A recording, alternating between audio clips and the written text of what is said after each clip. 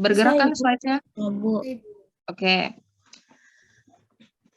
Jadi kemarin suspensi itu apa? Satu orang jawab.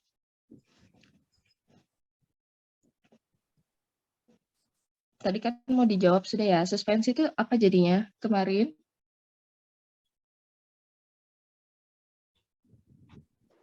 Permisi Bu, izin menjawab. Ya. Ya. Saya Muhammad Zikri dari kelas B Farmasi Sarjana. Ingin menjawab bahwa suspensi itu adalah campuran heterogen dari cairan yang mengandung partikel padat yang cukup terhitung besar untuk sedimentasi. Oke. Sekalian sudah sering lihat ya obat-obat dalam bentuk suspensi, ya kan? Di apotek yang harus kalau mau diminum obat-obatnya itu harus dikocok terlebih dahulu, ya kan? Karena dia mengendap kalau didiamkan. Tapi kalau suspensi, walaupun mengendap, ketika dikocok, dia harus mudah terdispersi kembali. Kemudian apa bedanya suspensi dengan koloid? Ada yang tahu nggak? Izin menjawab, Bu. Oke.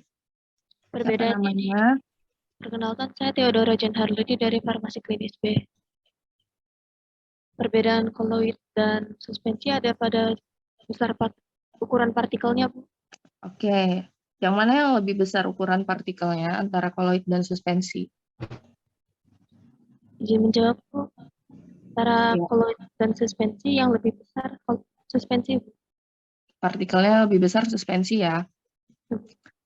Oke, kita masuk. Jadi kemarin sudah dibahas ya sama Pak Hadi tentang sistem dispersi. Jadi kalian sudah tahu sistem dispersi itu penyebaran merata antara dua fase. Ada yang fase terdispersi, ada medium pendispersinya. Jadi kalau dalam misalnya suspensi ataupun koloid ataupun larutan, jadi fase terdispersi ini adalah partikel yang mau dilarutkan. Contohnya saja kalau dalam larutan gula, jadi fase terdispersinya atau yang mau dilarutkan adalah gula. Kemudian medium pendispersinya ini berarti pelarutnya. Contohnya air, jadilah larutan gula. Nah, kemudian sistem dispersi ini dibagi menjadi 3. Ada yang dispersi molekuler, dalam hal ini contohnya ya larutan. Kemudian ada yang dispersi halus, ini yang tengah-tengah ya, ukuran partikelnya kita sebut koloid. Kemudian yang dispersi kasar kita sebut suspensi. Jadi dari ukuran partikel, yang pertama yang paling kecil adalah larutan, kemudian yang di tengah-tengah adalah koloid, kemudian yang lebih besar lagi adalah suspensi. Nah, koloid sendiri, ini awal mula kata koloid ini muncul adalah kola atau sama dengan perekat. Ini dikemukakan oleh Thomas Graham pada tahun 1861. Koloid juga disebut sistem koloid atau dispersi koloid. Jadi dia merupakan sistem dispersi. Nah, ukurannya itu di tengah-tengah, lebih besar dari larutan, tetapi lebih kecil dari suspensi. Nah, kalau dilihat dari perbedaan ukuran partikelnya, tadi udah benar ya, koloid itu lebih kecil daripada suspensi.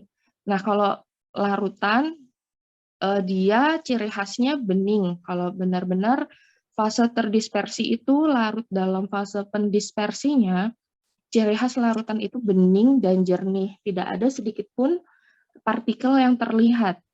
Sedangkan kalau koloid, sebenarnya ada partikel halus di dalamnya, tapi kalau secara visual, kasat mata seperti itu, kita tidak bisa lihat. Sedangkan kalau suspensi, partikelnya masih bisa kita lihat. Masih kita bisa bedakan partikel yang terdispersinya dengan medium pendispersinya itu kita masih bisa lihat. Nah, ini perbandingan antara sifat larutan, koloid, dan suspensi. Jadi kalau dalam bentuk campurannya, tadi kan minggu lalu sama Pak Hadi udah dijelaskan ya, ada yang homogen, kemudian ada yang heterogen. Kalau homogen ini dia benar-benar terlarut, sedangkan kalau yang koloid masuknya tuh di homogen, tapi bersifat heterogen kalau kita lihatnya pakai ultramikroskop. Jadi sebenarnya contohnya saja susu kental manis ya, biasa kita buat sehari-hari itu kita larutkan dalam air, atau susu bayi lah yang biasa diminum bayi-bayi, itu kelihatannya larut, tapi dia tetap berwarna gitu, putih ataupun misalnya coklat susunya, atau pink kalau susu stroberi. Jadi dia tidak bening jernih, beda dengan larutan. Larutan gula kan tidak ada warnanya ya. Sedangkan kalau susu dia tetap masih berwarna putih, tidak bening. Seperti itu. Nah, kemudian kalau suspensi ya jelas dia heterogen. Kalau kita diamkan saja, pasti dia akan mengendap. Terlihat terbentuk menjadi dua fase, seperti itu. Kemudian kalau untuk bentuk dispersinya, oke, ini sudah dijelaskan di depan tadi. Kalau untuk larutan, dia dispersi molekuler. Untuk koloid, masuknya dispersi padatan atau dispersi koloid atau dispersi halus. Kemudian suspensi termasuk dalam dispersi kasar. Untuk ukurannya sendiri, diameternya kalau larutan kurang dari 1 nanometer. Koloid 1 sampai 100 nanometer. Untuk suspensi, ukuran partikelnya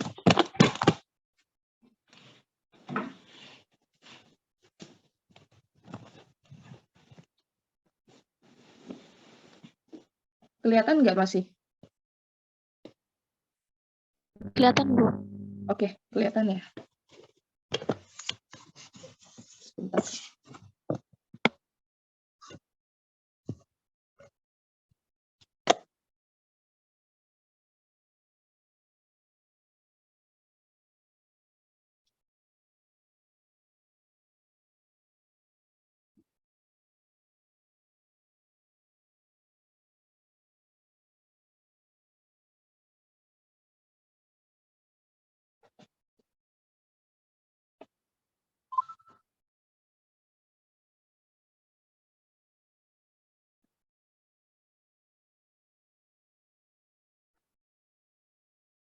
Sorry, sampai mana tadi? Ukuran diameter ya? Oke, untuk suspensi lebih dari 100 nanometer. Kemudian bagaimana kalau kita amati partikelnya dari larutan koloid dan suspensi?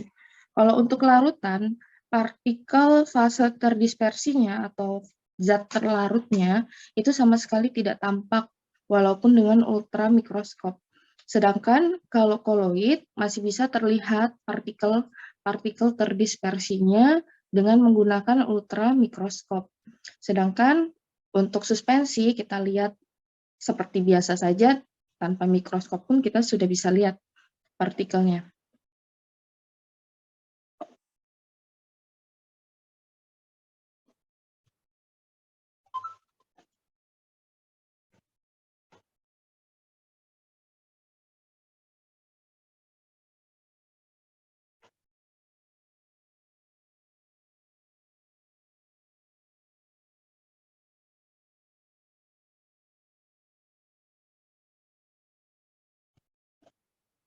Oke, selanjutnya untuk pemisahan, untuk larutan sendiri dia tidak dapat disaring ya. Jadi kalaupun contohnya larutan gula kita saring, tidak mungkin partikel gulanya itu dapat terpisah dengan air.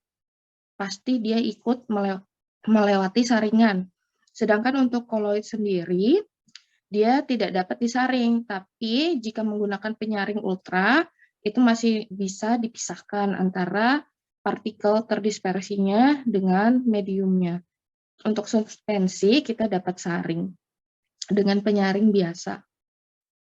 Oke, jadi contoh dari larutan itu adalah larutan gula, bisa juga larutan garam, larutan cuka, itu kan semua kalau kita aduk dengan air itu tercampur merata ya, warnanya benar-benar bening jernih. Kemudian untuk koloid, contohnya tinta atau susu. Jadi dia terlihat seperti homogen, tapi tetap berwarna. Ada warnanya, tidak bening ataupun jernih. Kemudian untuk suspensi, contohnya campuran tepung dan air. Campuran tepung dan air ini kan kalau kita diamkan, tepungnya bisa mengendap ya. Contoh lainnya, campuran pasir dan air, atau kopi. Jadi kopi kalau kita aduk, yang berampas kan, kalau kita diamkan, dia nanti ampasnya turun. Itu contohnya suspensi. Sampai sini paham? Paham. Tahu bedanya ya antara larutan koloid dan suspensi? Kemudian contohnya, pernah lihat CDR yang vitamin C itu kalau dilarutin dalam air, pernah lihat nggak? Pernah, Bu. Tahu lah ya. Nah, itu kalau dilarutkan ke dalam air, dia masuk yang mana? Larutan, koloid, atau suspensi?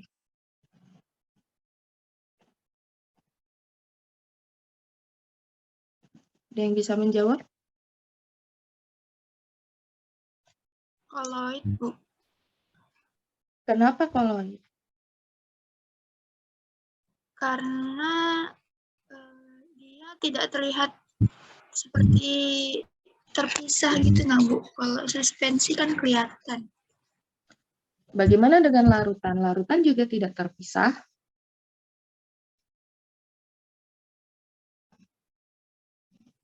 Izin menjawab, Bu. Siapa ini? Nama saya Nur Adinda Mutiara dari A Klinis. Nur siapa? Nur Adinda Mutiara.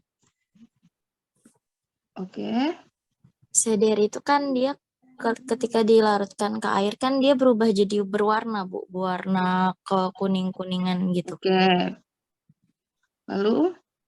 Jadi dia sepertinya itu masuk di larutan cuman berwarna, Bu. Oke.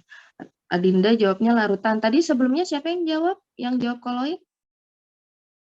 Saya, Ibu. Nanda Siapa Putri. namanya? Siapa? Nanda Putri, Bu. Nanda Putri. Klinis juga? B, Bu. B umum. Umum. Oke. Iya, Bu. Ada yang lain mungkin? Ini masih ada dua jawaban dari teman-teman. Ada dari Adinda, jawabannya larutan. Kalau untuk dari Nanda, jawabannya koloid. Jadi gimana? Yang lain mau berpendapat? Ibu, Ya, siapa? sebelumnya perkenalkan nama saya Margery Novelia Marlinira dari kelas B umum. Siapa? Margery Novelia Marlin. Margery? Iya, bisa Oke. panggil Feli aja, Bu. Ya, umum ya. Iya. Kayak gimana? Untuk perbedaannya sendiri, kalau koloid kan dia kan kayak larut, tapi tidak bisa dibilang larutan, namun tapi juga tidak bisa dibilang suspensi, karena suspensi kan dia ada partikel padatnya dan itu misalnya harus dikocok dulu supaya dia merata. Kemudian kalau koloid ini, kenapa dia tidak bisa dibilang larutan? Karena dia berwarna, Bu. Oke. Seperti penjelasan Adinda tadi kan, bilangnya warna, cuman dia nggak bisa dibilang larutan juga. Gitu. Jadi CDR masuk di mana nih? Larutan CDR, vitamin C. Koloid, Bu. Koloid, oke. Iya. Oke. Jadi masih ada perbedaan pendapat ya. Jadi mungkin karena saya bilang itu berwarna, mungkin agak bingung antara larutan dan koloid. Jadi untuk membedakan larutan dan koloid, karena partikelnya kita nggak bisa lihat ya, partikel terdispersinya, caranya dia itu bening atau tidak, gitu. Kalau dia itu bening, artinya di dalam suatu gelas, kita dapat menembus melihat ke depan gelas tersebut. Misalnya di depan gelas ada benda gitu ya, kita dapat melihat benda itu, kita dapat menembusnya melewati gelas, berarti itu larutan, bening, jernih. Sedangkan kalau koloid, contohnya saja tadi susu atau tinta. Tinta kita taruh di dalam gelas, tinta hitam, biru misalnya, di dalam gelas kaca, terus di depan gelas tersebut ada suatu benda, kita bisa lihat atau tidak benda tersebut? Tidak, Bu. Tidak bisa lihat ya, karena dia tidak bening. Jadi perbedaannya gitu, maksudnya berwarna di sini, kalau larutan itu bisa aja berwarna kuning, pink, kayak CDR tadi ya, atau kayak extra joss mungkin. Itu kan warnanya kuning, extra joss yang, maaf ya nyebut merek ya.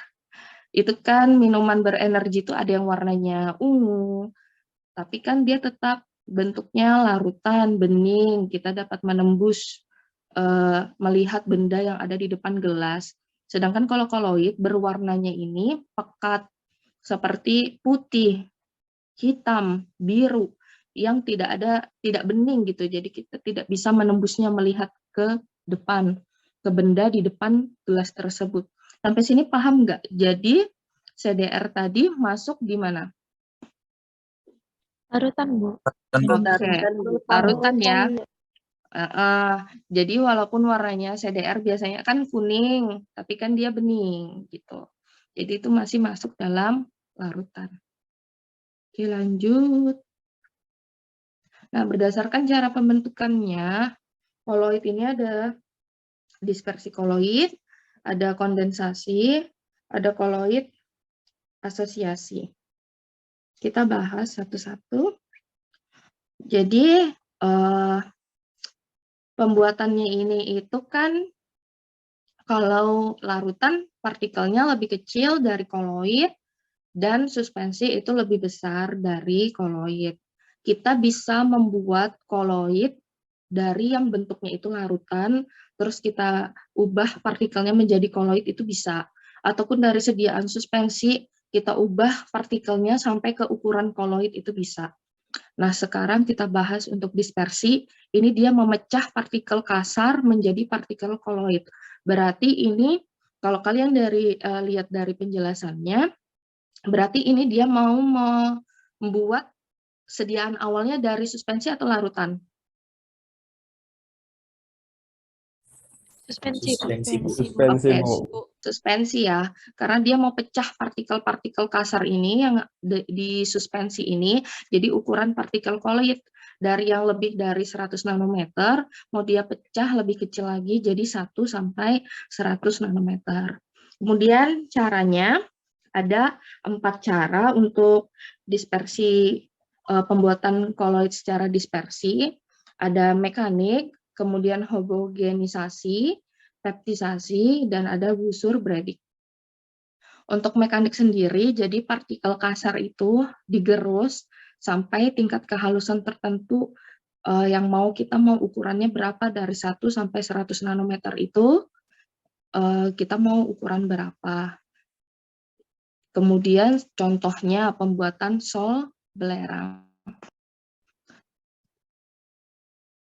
Oke, kemudian homogenisasi, ini dia membuat zat jadi homogen dan berukuran partikel koloid. Jadi kalau dari suspensi kan dia tadi heterogen ya, dia ini mau buat homogen sesuai dengan ukuran partikel koloid. Contohnya ya susu. Jadi ukuran partikel susu ini dapat diperkecil dengan melewatkan pada lubang berpori dan dengan tekanan tinggi. Oke, selanjutnya dengan peptisasi. Jadi ini ada endapan dari si suspensi ini dipecah dengan zat pemecah mid partikel koloid. Contohnya aja kalau kita buat agar-agar ya. Ini kita untuk membuat agar-agar kita peptisasi dengan air kan. Kemudian untuk busur Bredig ini disebut juga elektrodispersi. Jadi membuat partikel fase terdispersinya menggunakan loncatan bunga api listrik. Contohnya kalau kita mau buat sol emas atau sol platina. Jadi logamnya ini dibuat dalam bentuk dibuat sebagai elektroda. Jadi nanti di elektroda ini dimasukkan ke dalam medium pendispersinya, kemudian nanti diberi arus listrik ya dengan tegangan tinggi sehingga nanti dia menguap. Uapnya ini jika didinginkan dia akan kembali padat. Namanya uap kan berarti kecil-kecil ya. Partikelnya menjadi lebih halus. Jadi partikel koloid seperti itu. Sampai sini paham atau ada yang mau ditanyakan dulu?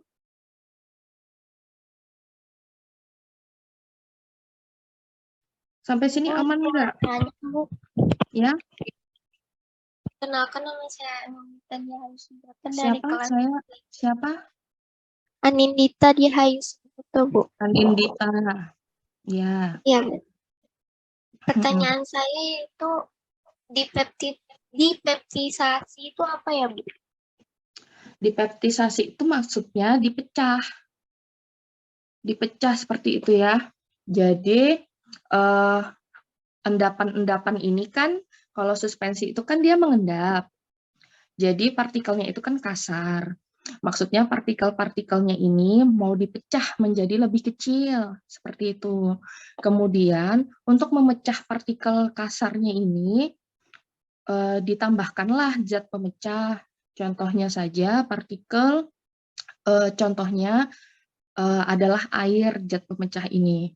Jadi agar-agar itu dalam bentuk biasanya kan serbuk dulu ya, baru ditambahin air, baru dia nanti akan menjadi agar seperti itu. Jadi yang awalnya serbuk-serbuk itu termasuk dalam partikel kasar, jika ditambahkan air, dia nanti akan menjadi partikel yang lebih halus atau partikel koloid yang larut ke dalam air. Jadi jadilah dia menjadi partikel koloid seperti itu, yang kalau di dalam air agar-agar itu kan sebenarnya ada partikelnya tapi tidak terlihat. Mengerti tidak?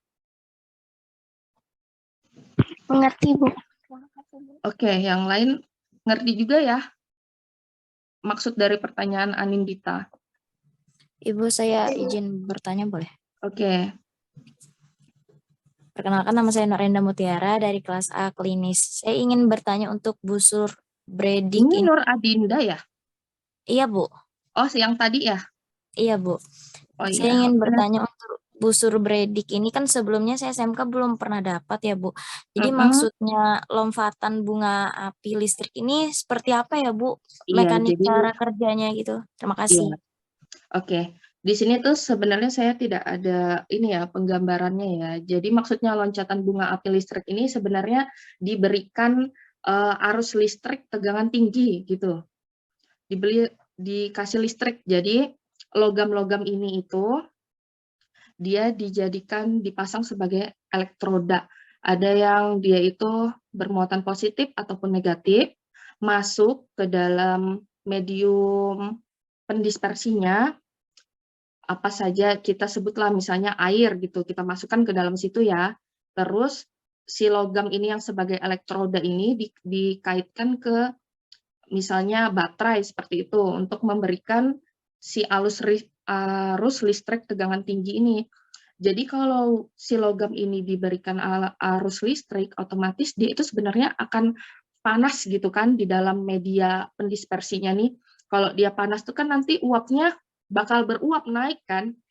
Nah, uapnya ini kan bentuknya halus-halus seperti itu ya, kecil. Nah, kalau didinginkan, nanti pasti dia akan memadat. Nah, padatannya ini yang disebut dengan ukuran partikel koloid, seperti itu. Jadi dari yang awalnya itu besar, mau dikecilkan ukuran partikelnya dengan cara busur Bredig, yaitu diberikan arus listrik yang akan membentuk uap dan didinginkan menjadi partikel kecil-kecil, memadat, dan jadi partikel yang lebih kecil. Paham nggak? Iya, paham, Bu. Terima kasih. Ya, ngerti ya. Oke, ada lagi nggak untuk dispersi ini? Cukup ya? Bisa kita lanjut? Bisa, Bu. Oke. Sip. Nah, ini untuk dispersi koloid, jadi ada beberapa macam ya. Ada yang sistemnya irreversible dan tidak stabil secara termodinamik. Nah, jadi sistemnya ini ada yang water in oil atau oil in water, atau biasa kita sebut air dalam minyak atau minyak dalam air. Jadi fase pendispersi ini kan yang melarutkan, kemudian fase terdispersi ini yang dilarutkan. Namanya ini ya bentuk-bentuk dari koloidnya, kemudian ini adalah yang contoh ini contoh dari hasil koloidnya. Oke, kita bahas dulu fase pendispersinya cairan, fase terdispersinya gas. Namanya disebut aerosol cair, contohnya kabut. Oke. Kalian pernah lihat kabut kan kalau pagi-pagi? Kalau di jalanan, kalau kita turun pagi gitu, pasti masih berkabut ya. Jadi itu tuh sebenarnya ada gas-gas yang terdispersi di dalam cairan seperti itu. Disebut aerosol cair. Kemudian untuk padat, fase terdispersinya padat, fase terdispersinya gas disebut aerosol padat. Jadi ada yang aerosol cair, ada yang aerosol padat. Kalau aerosol padat, contohnya itu adalah asap ataupun debu. Jadi ada gas di asap itu kan ada partikel-partikel halusnya ya dalam bentuk padatan. Kemudian begitu juga dengan debu.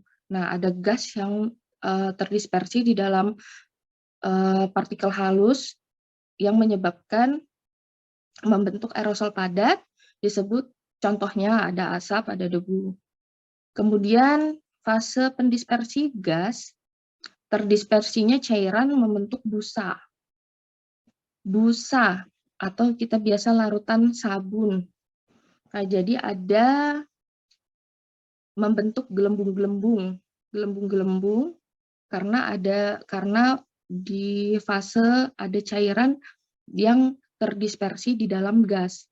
Kemudian ada juga yang namanya cairan-cairan. Ada fase pendispersinya cairan, terdispersinya pun cairan. Contohnya emulsi, ada susu, ada mayones.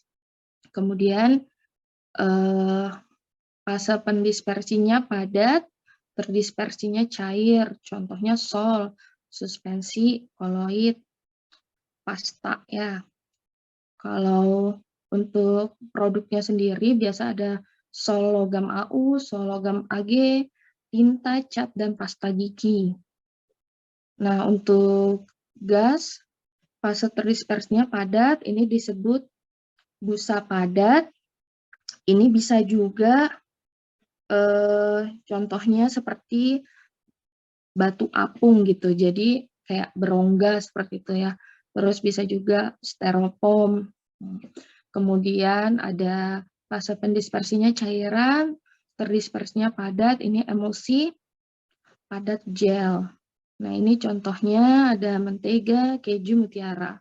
Kalau yang di atas tadi emulsinya, fase terdispersinya cairan, kalau yang di bawah fase terdispersinya padatan. Kemudian untuk yang fase padat-padat, ini namanya disebut suspensi padat, contohnya plastik berpigmen. Jadi dia bentuk pewarnanya kan misalnya dalam bentuk padatan, kemudian medium pembawanya ya si plastiknya tadi juga dalam bentuk padatan. Misalnya plastik berwarna atau gelas berwarna seperti itu. Jadi kesimpulannya ini ya, kalau koloid itu ada yang namanya busa, ada yang aerosol, ada yang emulsi, sama ada yang sol. Sebenarnya 4 itu. Cuman bedanya fase pendispersinya apa dulu gitu. Contohnya ya misalnya tadi apa? Busa, aerosol, emulsi, sama sol. Kalau busa itu koloid dengan fase terdispersinya gas. Cuman apa dulu fase pendispersinya? Kalau cairan ya berarti aerosol cair. Kalau pendispersinya padat berarti aerosol padat. Cuman sebenarnya fase terdispersinya pasti gas. Yang bedanya itu cuman pendispersi. Itu untuk Itu untuk aerosol ya, untuk aerosol. Dia fase terdispersinya pasti gas.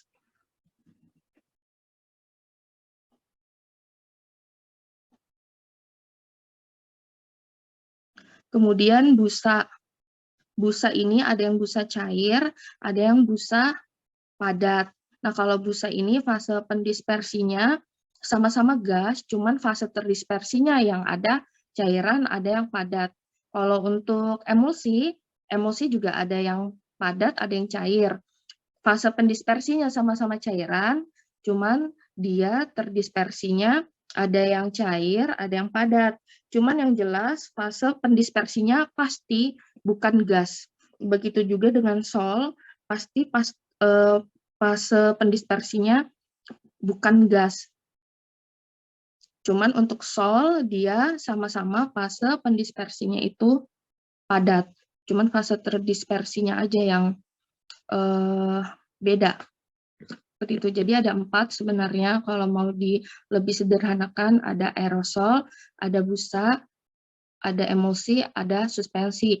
Cuman mereka dibagi lagi menjadi 2, ada yang cair, ada yang padat. Seperti itu saja. Oke. Kemudian tadi kan secara dispersi itu dari partikel suspensi ya, partikel kasar mau kita buat menjadi koloid. Sedangkan kalau yang kondensasi ini dia dari partikel halus, dia mau gabungkan menjadi partikel yang berukuran koloid. Berarti ini kita buat dari suspensi atau larutan? Larutan. Larutan, Bu. Larutan ya, dari kecil, kemudian dia kita gabung-gabungkan menjadi ukurannya agak lebih besar partikelnya. Nah, kondensasi sendiri ini dia ada secara kimia dan ada secara fisika. Untuk yang saya bahas ini secara fisika. Sedangkan untuk yang kimia itu tugas kalian. Jadi tugas kalian satu ya, buat penjelasan kondensasi secara kimia. Kalau secara kimia pastinya ada reaksi-reaksi kimia di dalamnya untuk membuat partikel koloid. Kalau untuk reaksinya sendiri ada substitusi, hidrolisis, dan redoks. Nah, itu kalian cari, itu tugas kalian. Kemudian nanti minggu depan, sebelum kita masuk emulsi, kita bahas dulu tugasnya itu. Paham nggak? Ibu, mohon maaf bisa diulang lagi tugasnya apa aja? Oke, jadi kondensasi ini kan ada 2 cara ya, secara kimia dan secara fisika. Untuk yang saya bahas ini akan secara fisika, sedangkan secara kimianya itu saya tugaskan kepada kalian. Untuk kimia sendiri, kan itu pasti ada reaksi di dalamnya yang berperan. Saya kasih clue, itu ada reaksi substitusi, ada reaksi hidrolisis, dan ada reaksi redoks. Nah, ini kalian buat. Sebaiknya sih masing-masing aja, sama aja kayak infografis gitu. Cuman nanti minggu depan sebelum kita masuk ke emulsi, kita bahas dulu yang kondensasi secara kimia. Paham nggak? Jadi, apa dijelaskan reaksi substitusi, contoh reaksinya seperti apa, terus contoh pembuatan apa gitu. Contoh pembuatan koloid apa yang pakai reaksi kimia substitusi, misalnya reaksi kimia hidrolisis, seperti itu. Paham? Paham, Bu. Terima kasih. Oke. Sederhana aja. Nggak usah yang gimana-gimana, yang penting dapat dijelaskan. Oke, selanjutnya kondensasi ini ya, dari larutan mau kita ubah jadi koloid. Caranya ada 3, ada pendinginan, ada penggantian pelarut, ada pengembunan uap. Oke, jadi pendinginan ini prosesnya dia akan menggumpalkan. Sebenarnya sama kayak penggantian pelarut, dia sama-sama tipenya itu menggumpalkan. Jadi kalau yang pendinginan ini dia akan menggumpalkan ion-ion menjadi ukuran koloid. kelarutannya jadi sebanding dengan suhu. Contohnya aja kayak agar tadi, agar kan kalau misalnya habis kita kasih air itu kan dia masih dalam bentuk cairan ya.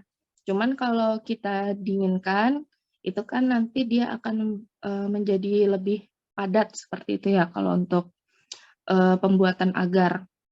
Kemudian untuk pengembunan uap, ini contohnya uap raksa, dialirkan melalui air dingin sehingga dia nanti membentuk partikelnya yang lebih besar, membentuk sol raksa.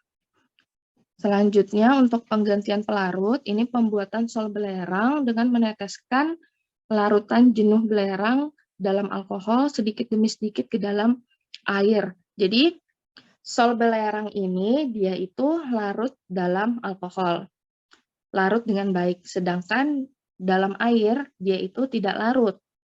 Nah, jadi gimana supaya kita ini meningkatkan partikelnya menjadi lebih besar? Ya kita masukkanlah dia campuran antara belerang dengan alkohol ini sedikit demi sedikit ke dalam air yang tidak larut ini kan. Jadi dia nanti pelan-pelan sedikit demi sedikit dia akan membentuk gumpalan. Gumpalan ini jadinya gumpalan inilah yang mau kita tuju ya, partikel koloid yang ukurannya lebih besar. Cuman kalau untuk penggantian pelarut ini intinya dia harus sedikit demi sedikit. Karena kalau misalnya kita langsung campurkan seperti itu ya ke dalam pelarut yang dia tidak larut di dalamnya, itu dia nanti malah terbentuknya suspensi karena langsung mengendap. Kalau sedikit demi sedikit dia nanti jadinya koloid. Intinya di situ. Sampai sini paham nggak? Paham, Bu. Oke, masih aman ya sampai sini? Aman ya? Aman, Bu. Oke, Ya, jadi Bu. kalau yang oke, siapa? Ada yang mau nanya kah? Nggak ada ya? Oke, jadi dispersi tadi dari partikel kasar kita mau kecilkan ukurannya, dari suspensi kita mau buat dia jadi koloid. Sedangkan kalau kondensasi dari partikel halus kita mau besarkan ukurannya.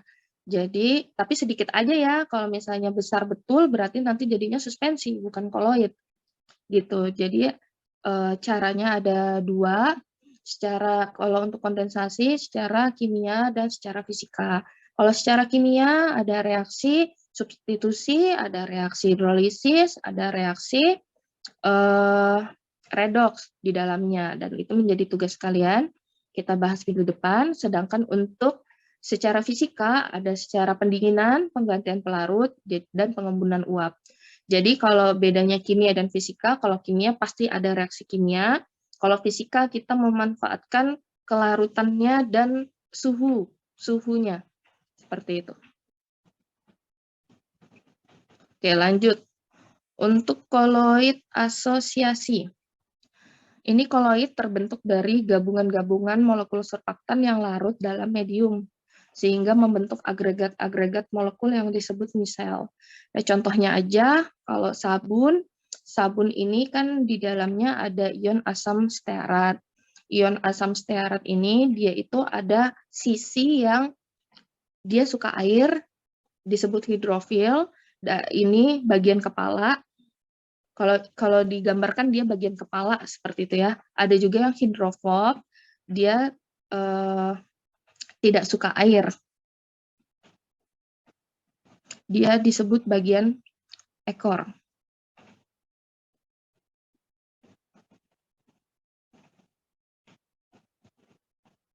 Nah, contohnya sabun ini, surfaktan molekul sabun terdiri dari bagian polar yang bersifat hidrofilik tadi kita sebut kepala atau yang suka air atau hidrofil, dan nonpolar yang bersifat hidrofobik atau ekor.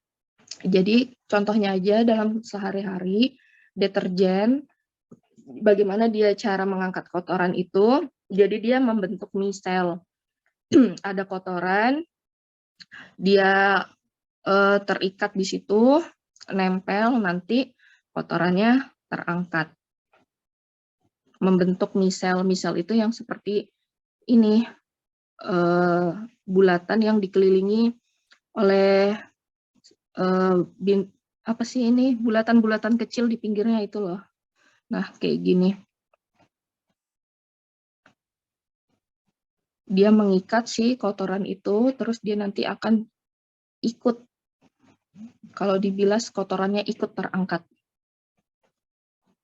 Untuk penggunaan koloid sendiri, ada dari kosmetik, ada makanan, ada juga dimanfaatkan di farmasi.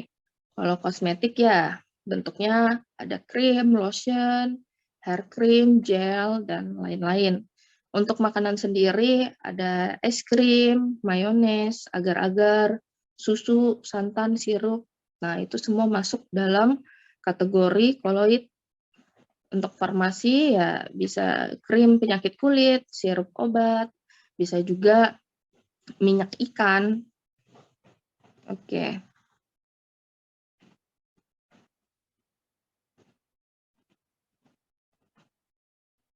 Kalau untuk minyak ikan, fase terdispersinya apa? Fase pendispersinya apa? Fase terdispersinya apa? Untuk minyak ikan.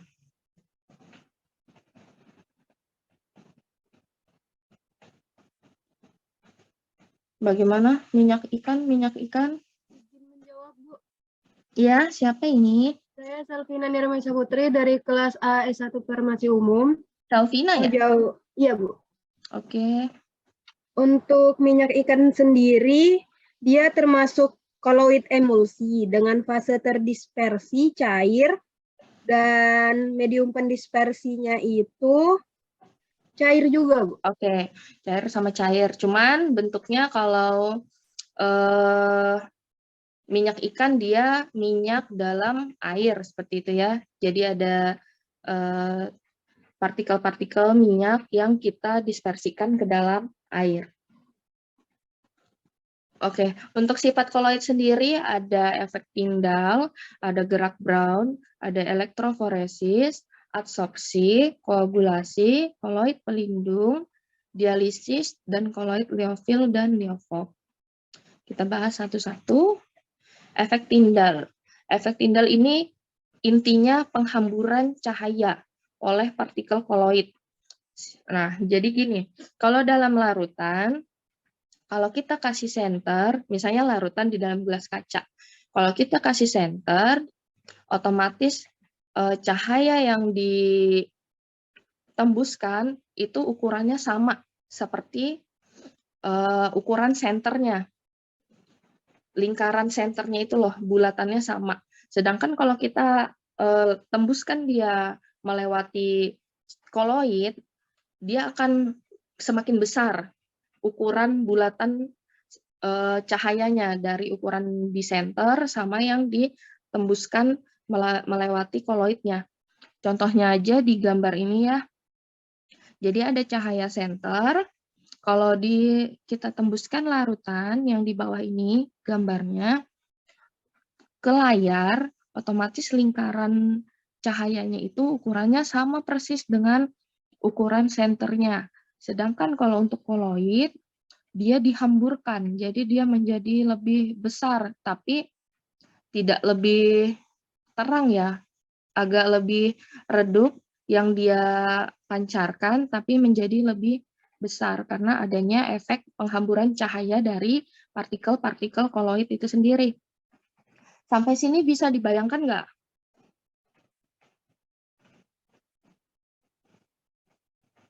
Bisa kalian bayangkan nggak? Bisa, Bu. Bisa ya?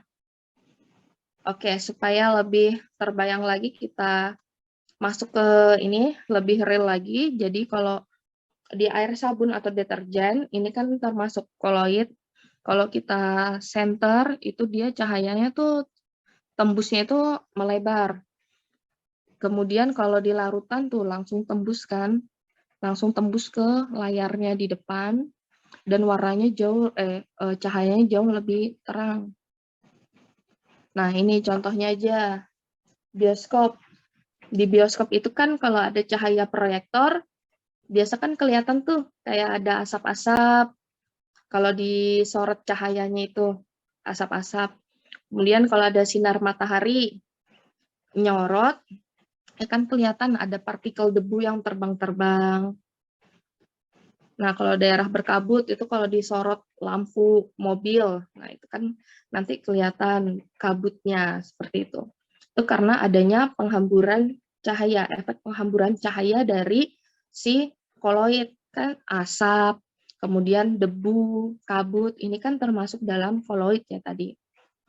Makanya ketika dikasih cahaya, jadinya dia nampak karena ada penghamburan cahaya. Nah, selanjutnya sifat koloid berikutnya ini adalah gerak Brown. Jadi yang menyebabkan partikel koloid itu kenapa tidak mengendap seperti suspensi, selain karena ukuran partikelnya juga lebih kecil, karena adanya gerak Brown kalau di koloid. Jadi ada gerakan acak, bentuknya zigzag dari partikel koloid yang menyebabkan koloidnya tetap stabil, homogen, dan tidak mengendap. Sebentar saya izin pasang anu dulu ya.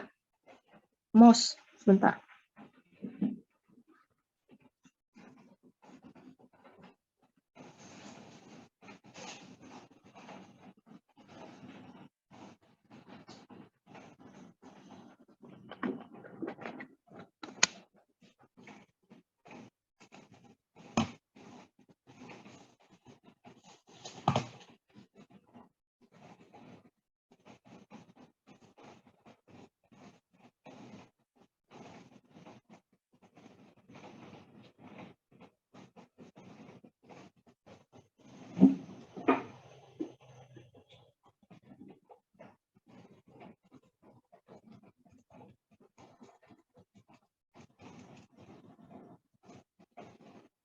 Oke, kelihatan ya? Yang pointer saya kelihatan ya? Kelihatan, Bu. Oke.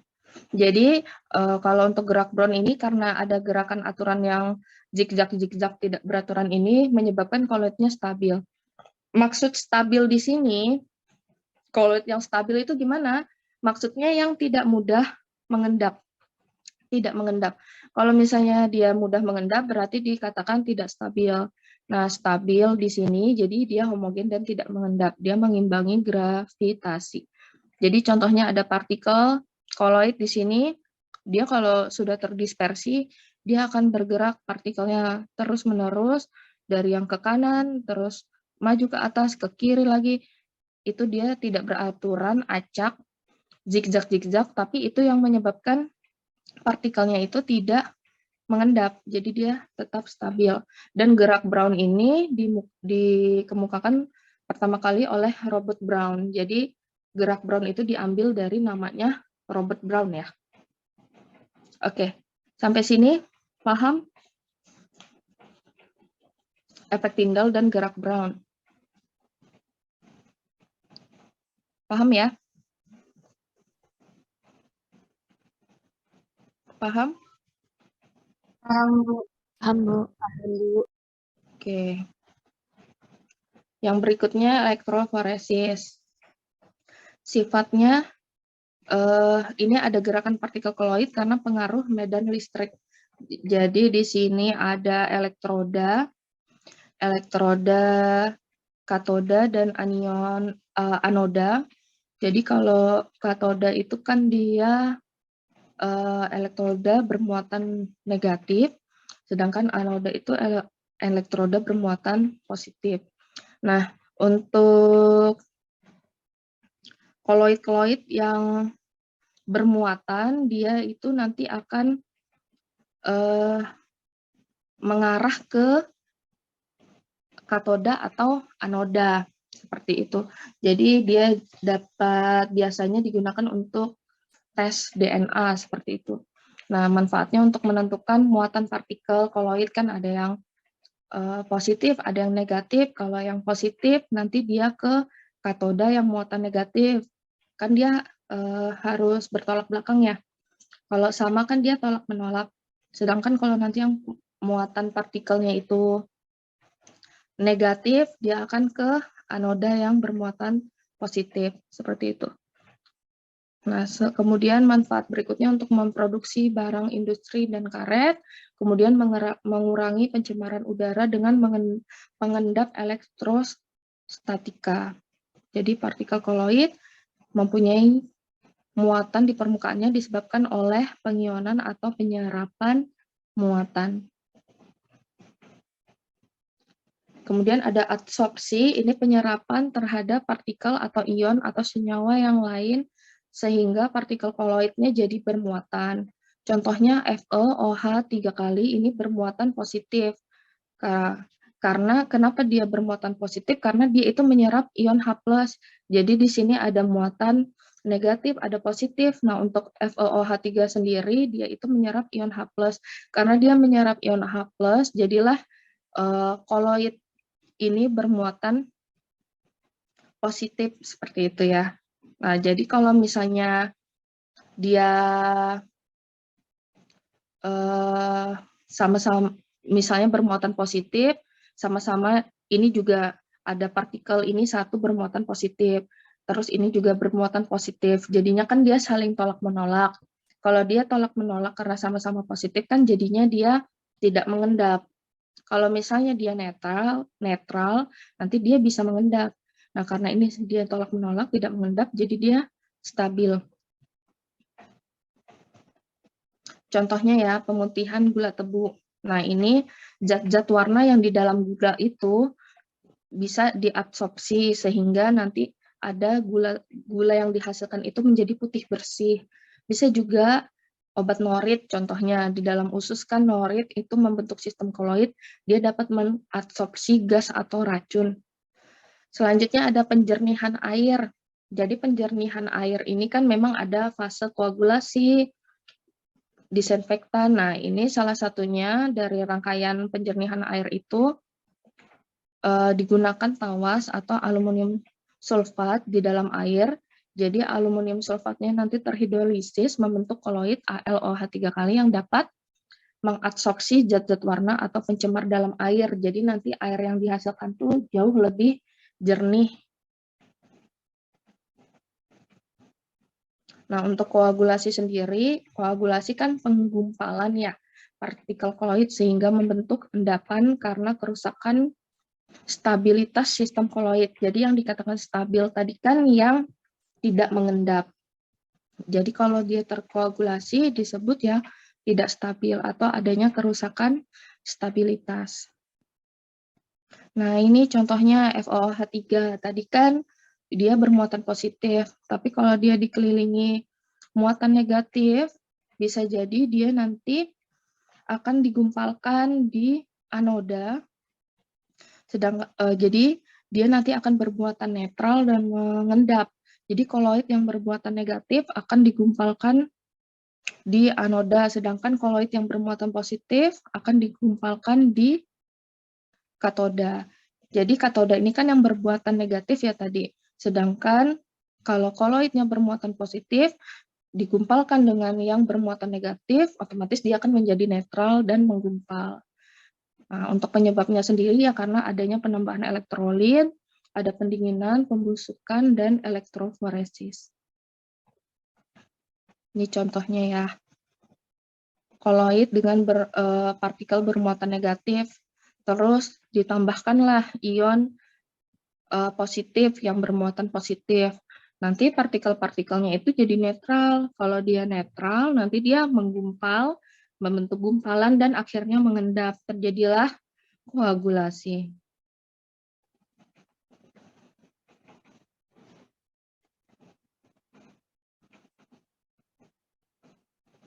Sampai sini paham nggak?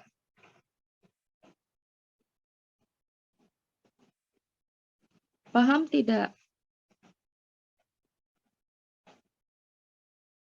Paham tidak? Paham, Ibu. Yang lain bagaimana? Atau sudah mengawang-awang melamun? Paham, Bu. Paham, Bu. Paham, Yang Bu. lain masih fokus kan ya? Oke.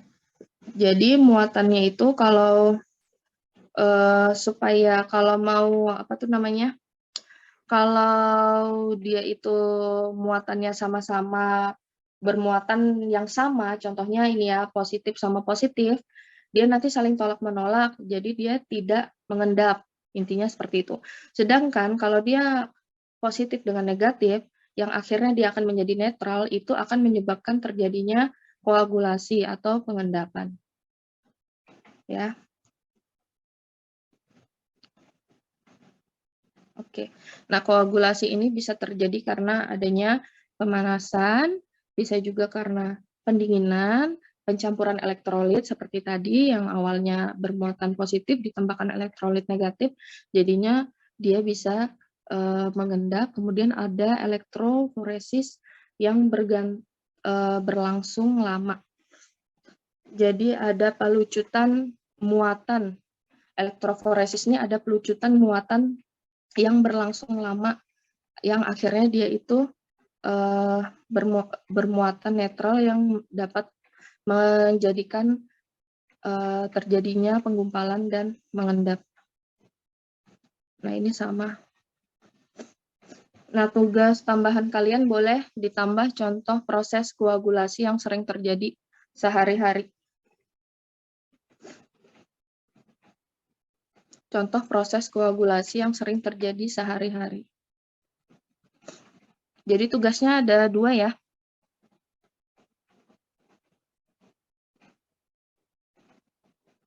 Bagaimana? Tugasnya ada 2. Iya, Bu. Ini cuma contohnya aja proses koagulasi yang sehari-hari, yang kalian temukan sehari-hari. Permisi Bu, izin bertanya Bu. Iya. Perkenalkan saya dari Lagina Imtin Haironi dari Aklinis. Untuk tugasnya itu yang pertama dibentuk infografis juga Kak Bu?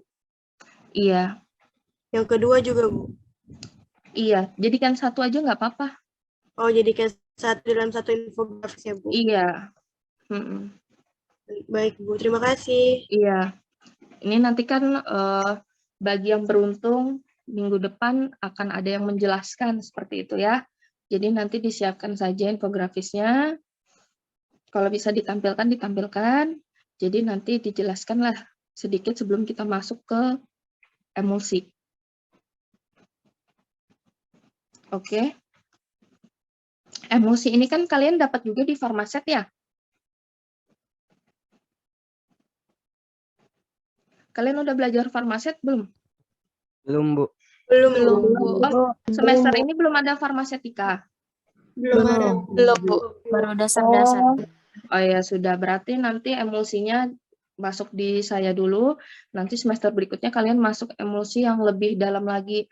Perhitungan HLB, segala macam pembuatannya. Kalau untuk di kimia ini nanti kita mengenal aja, contoh-contohnya emulsi seperti apa, kayak gitu ya. Oke, selanjutnya koloid pelindung ini adalah suatu koloid yang ditambahkan pada koloid lain agar diperoleh koloid yang stabil atau tidak mengendap. Tapi dia tidak menyebabkan koagulasi karena melapisi partikel koloid sehingga melindungi muatan koloid. Jadi yang lingkaran besar ini adalah partikel koloid yang dilindungi oleh partikel koloid pelindung. Jadi muatan dari partikel koloid yang dilindungi ini tidak berubah. Nah, tadi salah satu contoh koloid kan ada es krim ya, es krim, tinta. Nah, es krim segiri ini dia biasanya ditambahkan gelatin supaya nanti tidak membentuk kristal atau gula yang keras atau kasar. Jadi tekstur dari si es krim sendiri ini tetap halus, kenyal seperti itu. Kemudian ada juga contoh koloid lain seperti tinta, cat tinta. Jadi warnanya itu bisa bertahan lama.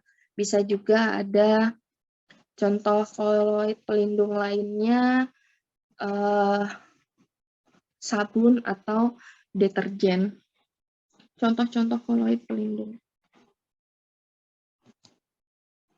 Nah, untuk dialisis, ini dialisis kalau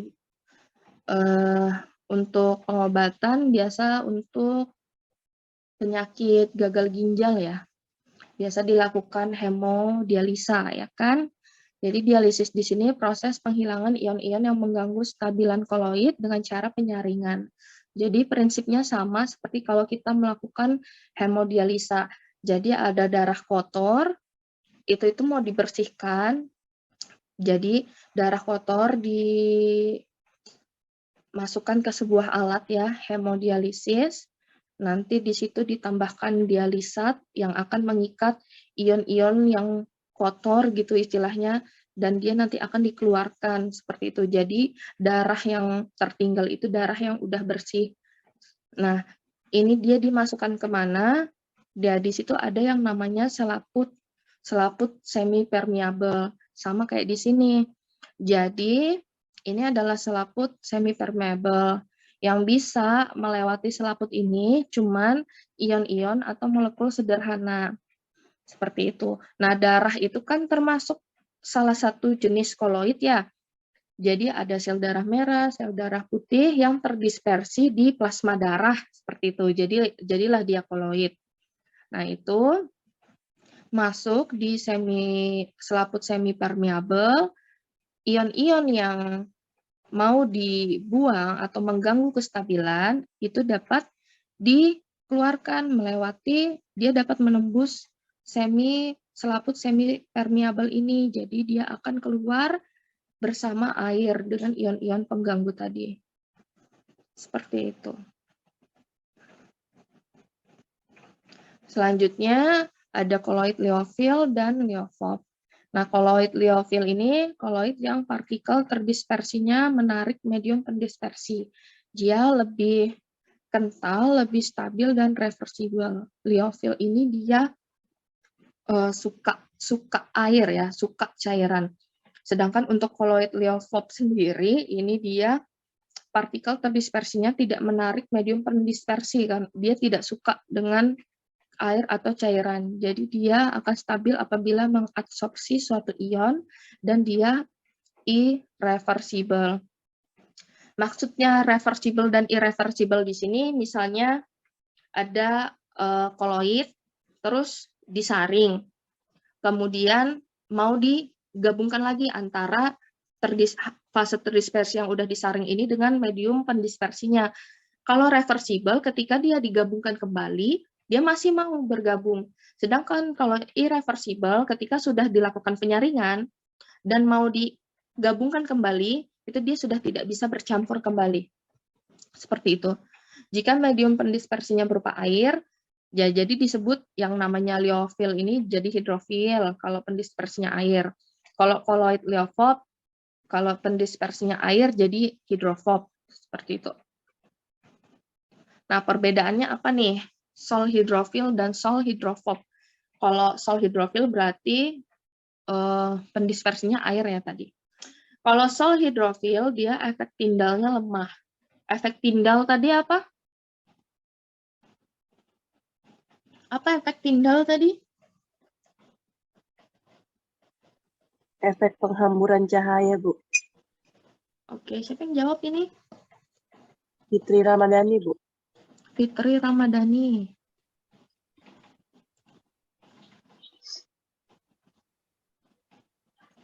Oke, efek tindalnya lemah ya kalau untuk sol hidrofil, sedangkan untuk sol hidrofob dia efek tindalnya lebih jelas. Kalau efek tindal lemah ini berarti dia hampir menyerupai larutan seperti itu ya, tidak terlalu terhambur cahayanya. Tapi kalau efek tindalnya jelas berarti dia cahayanya benar-benar terlihat terhambur. Kemudian kalau untuk sol hidrofil sendiri dia lebih stabil, berarti dia tidak mudah mengendap. Sedangkan sol hidrofob ini dia kurang stabil. Namanya aja dia itu hidrofob ya, fobia sama air. Jadi ya jelas dia kurang stabil daripada yang hidrofil karena dia lebih mudah mengendap. Berikutnya, ya ini tadi sol hidrofil dia bersifat reversibel, sedangkan hidrofob dia tidak reversibel, seperti yang saya jelaskan tadi. Kalau misalnya dilakukan penyaringan, kemudian antara fase terdispersi yang sudah tersaring dan pendispersinya mau disatukan kembali, kalau yang hidrofilnya dia itu bisa menyatu kembali, sedangkan yang hidrofob dia tidak bisa. Selanjutnya terdiri atas zat anorganik. Untuk hidrofob terdiri atas zat anorganik. Kemudian sol hidrofil dia mengabsorpsi mediumnya, sedangkan sol hidrofob dia tidak mengabsorpsi. Untuk viskositas lebih besar dari mediumnya. Untuk hidrofob viskositas hampir sama dengan mediumnya. Ada yang tahu maksudnya viskositas di sini?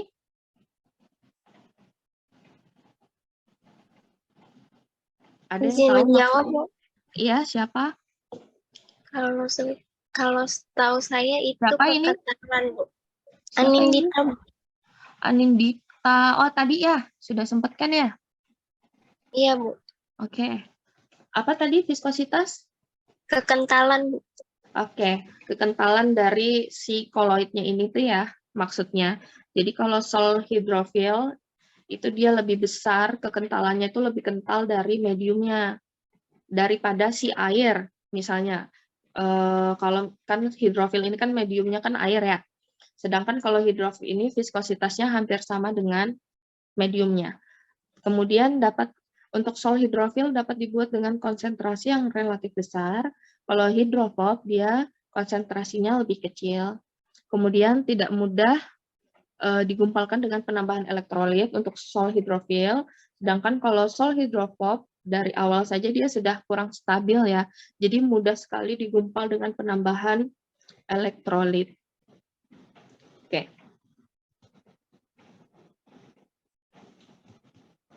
Nah, ini penerapan di dalam pengolahan air bersih. Tadi kan sempat dijelaskan di awal ya, pas proses koagulasi.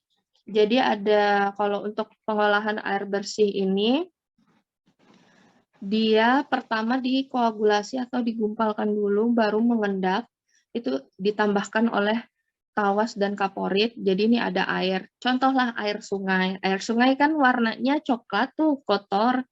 Nah, terus kita mau membuat itu menjadi bersih gitu. Jadi ada air, dikasih tawas dan kaporit, nanti kotoran-kotoran dalam air sungai itu akan mengendap. Nah, jadilah proses koagulasi. Endapannya di bawah sini kan. Air yang bersih, dia akan melewati ke, ini sebutlah kotak kedua. Nah, di sini ada proses penyaringan.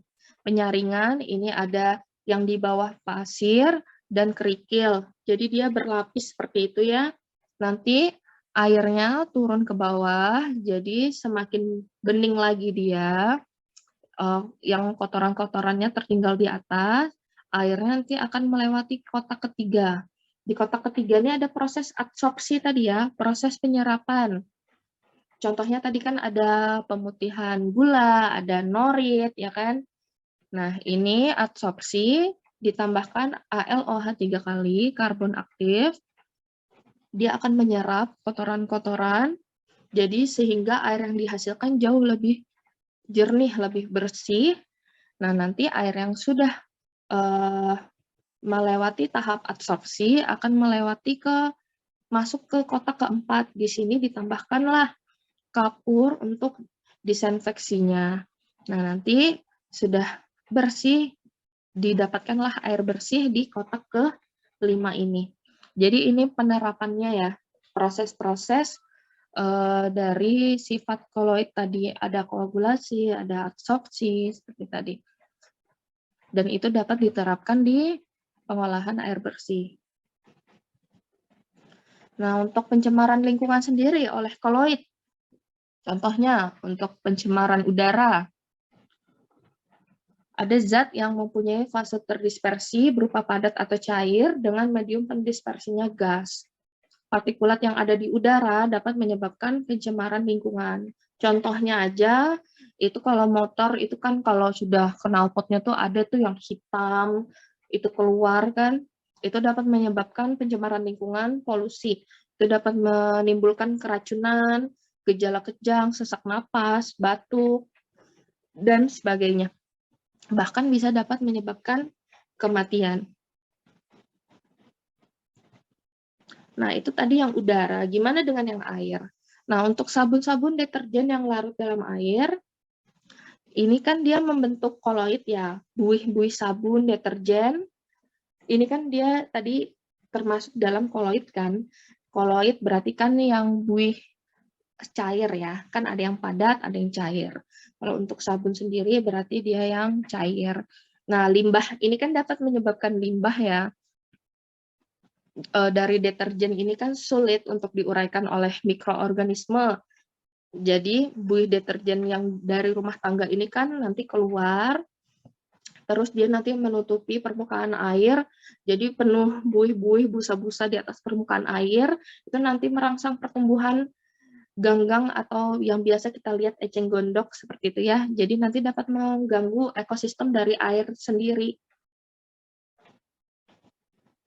Nah, mungkin itu saja untuk yang koloid ini. Mungkin ada pertanyaan dari kalian? Ibu, saya ingin bertanya, boleh? Ini siapa? Nur Adinda Mutiara, Bu, yang tadi, Bu. Oh iya, dari oke. Aklinis. Kan tadi kan ada dijelaskan tentang gerak Brown ya, Bu. Oh ya, gerak Brown. Di sini kan saya ada 2 pertanyaan. Gerak Brown itu tuh ada faktor yang mempengaruhinya enggak, Bu? Terus itu nah, saya pernah membaca di salah satu buku bahwa gerak Brown itu semakin tinggi suhunya maka semakin cepat pergerakannya. Nah, ini maksudnya itu apa ya, Bu? Oke. Terima kasih. Oke.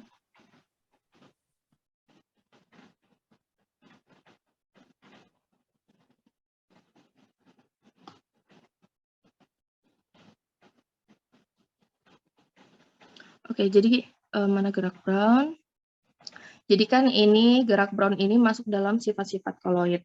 Jadi kalau partikel itu ukurannya 1 sampai 100 nanometer itu sudah dibilang masuk ke dalam koloid ya, koloid.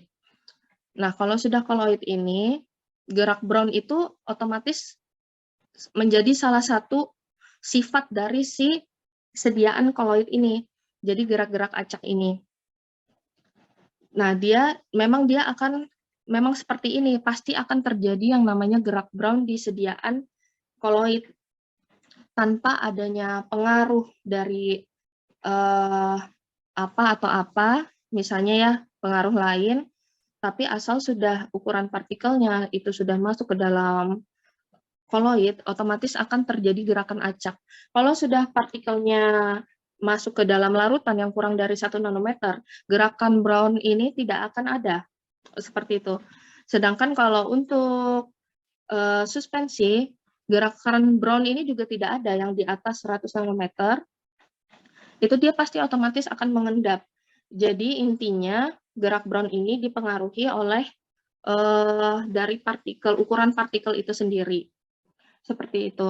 Jadi kalau ukuran partikelnya udah memenuhi 1 sampai 100 nanometer, otomatis akan ada pergerakan partikel yang secara acak dia untuk mengimbangi si gravitasi. Kalau gravitasi ini kan otomatis dia akan menyebabkan turun ke bawah ya, mengendap. Nah, karena ukuran partikelnya itu sesuai 1 sampai 100 nanometer, jadi dia akan ada gerakan-gerakan zigzag terus seperti itu, stabil, jadi dia tidak akan turun ke bawah terkena gravitasi seperti itu. Kalau untuk yang Adinda baca ada pemanasan, itu gerak Brown-nya semakin apa tadi? Semakin cepat, Ibu. Semakin cepat. Oke, jadi ada penyebab-penyebab dari gerakan Brown. Jadi kalau gerakan Brown tadi itu berdasarkan ukuran partikelnya. Nah, untuk ukuran partikel sendiri otomatis ya, kalau ukuran partikelnya 1 sampai 100 itu pasti terjadi gerak Brown. Jadi di faktornya adalah di ukuran partikelnya. Nah, untuk gerakannya sendiri menjadi lebih cepat atau tidak, itu berarti ada faktor dari si pemanasannya. Jadi ada faktor fisika di situ. Ada faktor, kan tadi saya bilang ada faktor fisika, ada faktor kimia. Kalau untuk pemanasan itu sudah masuk di faktor fisika. Jadi dia nanti berpengaruh di suhu dan kelarutannya. Dalam hal ini pemanasan. Jadi semakin tinggi pemanasannya, gerak brownnya atau gerak-gerak zigzagnya itu akan semakin cepat. Seperti itu ya.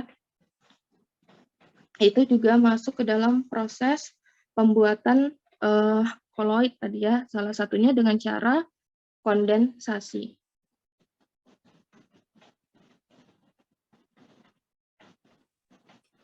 Bagaimana?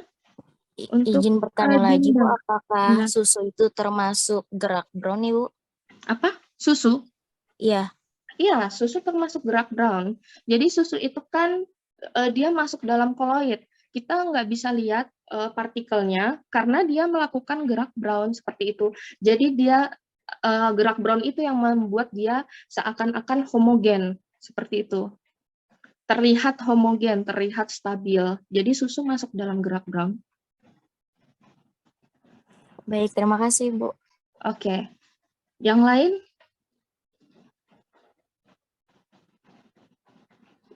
Ada yang mau bertanya mungkin? Isi Bu, saya ingin bertanya. Iya nih, siapa? Diva Madina Najwa, Bu, dari kelas C umum. Diva ya? Iya, Bu. Iya. Saya ingin bertanya, Bu, tadi dengan mengenai selaput semi permeable. Oh ya, Selaput oke. semi permeable itu apa ya, Bu? Makasih, Oke. Bu. Jadi selaput semi permeable ini ya seperti saringan penyaring seperti itu ya. Kalau di ginjal itu kan filter, ya kan, penyaring. Anggaplah supaya lebih mudah, tahu kan teh zaman dulu disaring kan? Tahu nggak saringan teh zaman dulu? Iya, Bu. Oke. Nah, itu sebenarnya konsepnya sama aja kayak penyaring, cuman bedanya selaput semi permeable ini yang bisa lewat itu cuman ion-ion yang kecil, yang cuman ion-ion dan molekul-molekul sederhana aja. Jadi partikel-partikel besar dia nggak bisa lewat seperti itu. Contoh ya, kalau di dalam darah ada misalnya sel darah putih, sel darah merah yang dia terdispersi dalam plasma darah yang kita sebut darah gitu ya. Darah kotor otomatis ada ion-ion kotor misalnya seperti itu. Yang menyebabkan karena si ginjal ini nggak bisa memfilterkan, ginjal ini rusak. Nah, gimana kita mengeluarkan si ionnya ini? Kita harus masukkan ke dalam alat yang mempunyai selaput semi permeable tadi. Jadi, sel darah putih, sel darah merah yang terdispersi dalam plasma itu nggak keluar dari dari selaput semi permeable-nya ini nggak keluar. Hanya ion-ion kotornya saja yang keluar seperti itu, yang dibawa oleh dialisat di alat hemodialisa itu.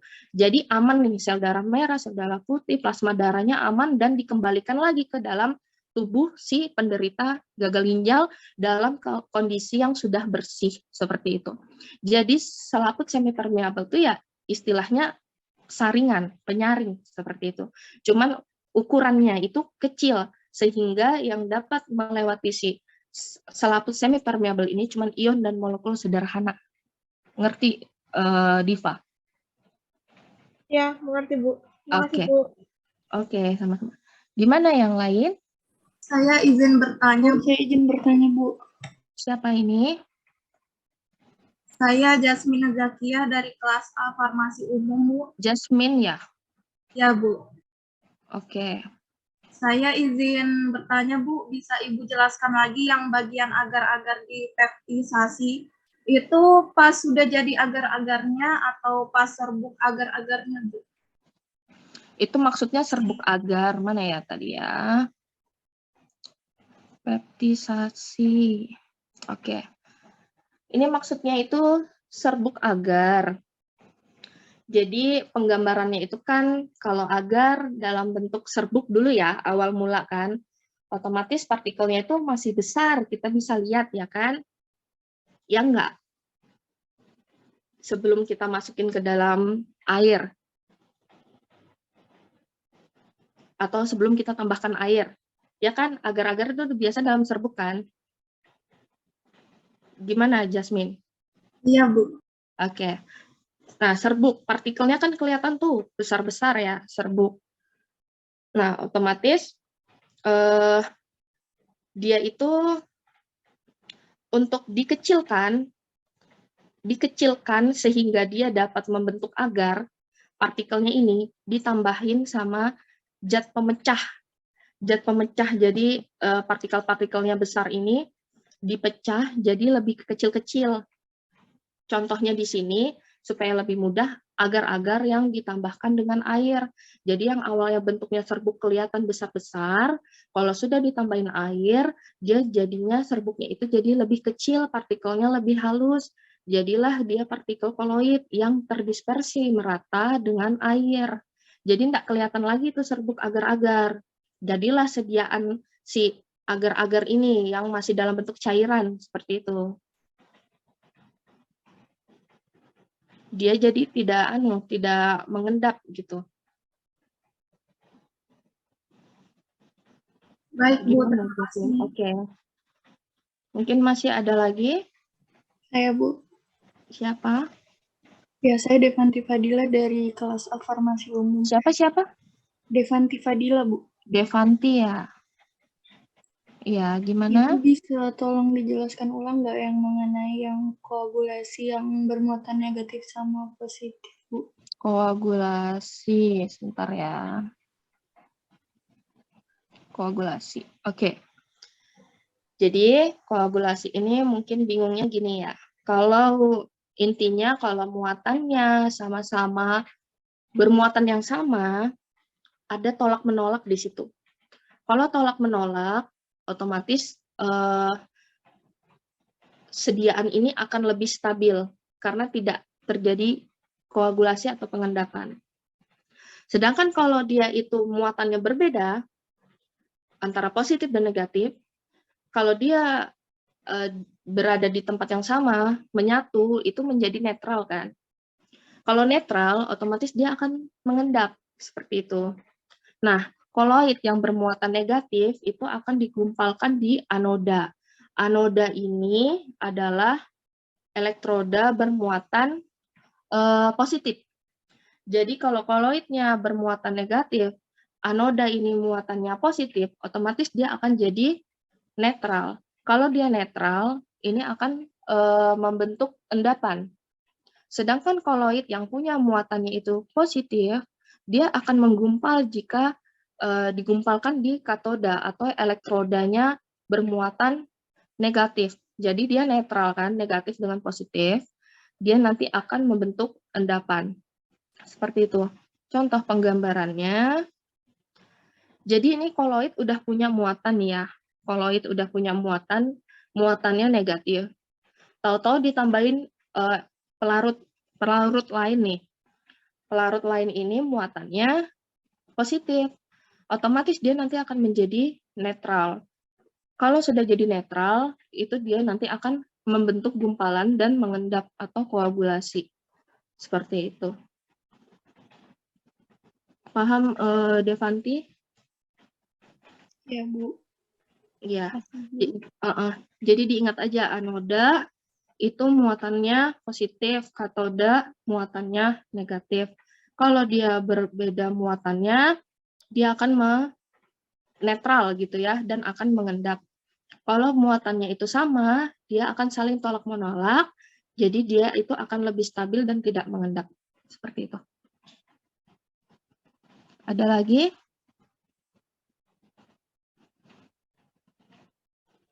Kalian habisnya ada kuliah lagi?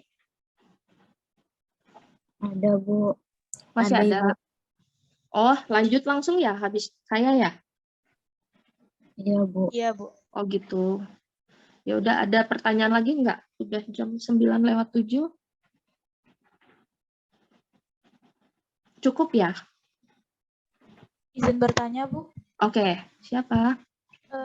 Saya Praja Septianingsih dari kelas B umum. Siapa? Praja Septianingsih. Praja? Iya, Bu. Praja ya? Oke. Untuk Gimana? tugasnya ini dikumpulkan di Drive atau di mana, Bu? Tugas di drive aja lah ya, paperless kita ya, karena banyak kan pesertanya nih, sampai 200-an. Kita paperless aja, pakai drive. Nanti minggu depan ada beberapa orang lah yang membahas itu ya, maju untuk menjelaskan tugasnya, seperti itu, perwakilan-perwakilan aja. Baik Bu, terima kasih Bu. Jangan lupa referensinya ya, kalau buat tugasnya ya. Ibu izin bertanya Bu. Iya. Ini tugasnya kelompok apa gimana Bu? Tugasnya sih individu ini maksud saya. Oh individu. Cuman nanti perwakilan aja beberapa yang maju menjelaskan, mungkin reaksi tadi kan ada 3, ya mungkin 3 orang, 1 orang 1, kayak gitu. Sisanya contoh-contoh koagulasi. Jadi ya paling 4-5 orang lah.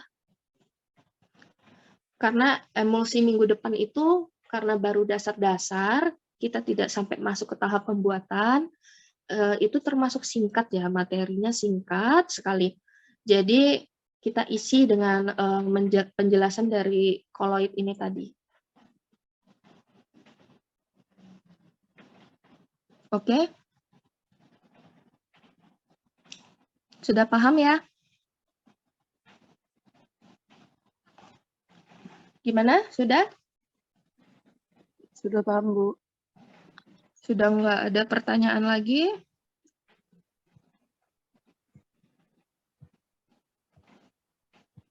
Sudah nggak ada? Sudah semua ya? Oke, insya Allah paham semua ya tentang koloid, perbedaan larutan, koloid, dan suspensi ya. Kalau ditanya, udah paham bedanya ya. Bagaimana membedakan yang mana itu larutan, koloid, suspensi. Ya, apa-apa aja sifat koloid. Terus penerapannya di dalam kehidupan sehari-hari. Contohnya apa? Paham ya? Ya, paham ya? Gimana? Paham Bu. Oke. Jadi, apa yang mau saya sampaikan, tersampaikan ya ke kalian. Ngerti ya? Ibu. Oke. Mungkin saya tutup ya? Ini 250 orang, berarti masih ada 6 orang sebenarnya yang nggak hadir ya. Cutting-nya tahu nggak 6 orang ini siapa? Oke, saya catat di sini 6 orang. Cutting-nya lapor ke saya aja ya, siapa 6 orang itu ya. Baik, Bu. Ya, gimana cutting? Soalnya kalau sekarang tuh kan ada kelas berikutnya kan kalian. Cutting-nya aja chat ke saya ya. Berarti 6 orang kalau misalnya memang totalnya 256, oke? Oke, cutting. Oke, Bu. Baik, Bu. Oke.